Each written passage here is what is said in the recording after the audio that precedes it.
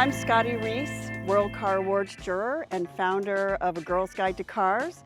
This is the 2023 Mercedes Benz EQB all-electric SUV. If you think that the EQB looks somewhat like, very familiar, looks like the GLB SUV, well, you would be right.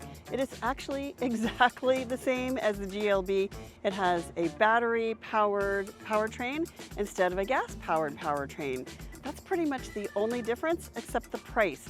Pricing starts at $54,000, goes up to about $58,000, but if you never want to get gas again, this is a great option.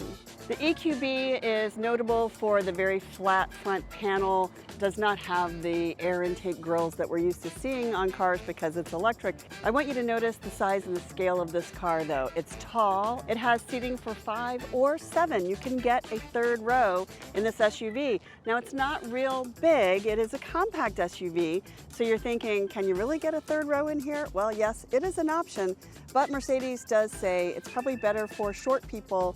People who are under 5'4" are going to be most comfortable in that third row. Our model is the EQB 350. That is the one with the larger motor. It has 288 horsepower versus 225 horsepower in the smaller motor. I want you to notice it does have 4MATIC, but that's all-wheel drive. That's Mercedes speak for all-wheel drive, and that is a standard feature on this car. I want to show you where that third row goes if you decide to opt for it. It goes in here, in this very spacious cargo area. So for a 5-passenger compact SUV, you get quite a lot of space here. Without the third row option, you also get a nice amount of storage here underneath the cargo floor. In the driver's seat of the EQB, well, it's all familiar if you are a fan of Mercedes-Benz. So you'll notice the dial air vents here. The steering wheel looks familiar. It has things like these touch pads here to change the settings on your driver information screen. The seat controls are here on the door. That's something that we know and love from Mercedes-Benz.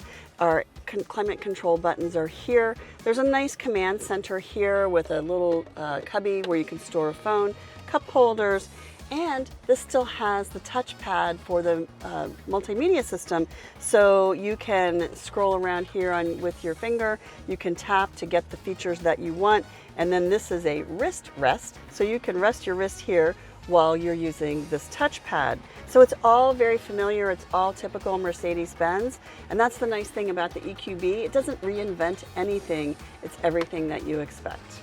Here is our multimedia system, and it also is typical of what you expect in Mercedes. So this is the top of the line, and you get things like, you get seat kinetics, which is not quite massaging seats, but almost massaging seats. Then you also get the EQ monitor, so you can look at your charging time, find a station, and get lots of function, answer some questions, and learn a few things about your car there. Mercedes and Me apps, and then here are our vehicle settings, so you can go through and adjust things however you would like there. The nice thing about the rear seat in this 5-passenger SUV is how upright everyone sits. These are not bucketed seats. They're pretty upright. They're going to be great for installing child passenger car seats. They're really nicely designed for that. We have 2 sets of latches, one here and one here.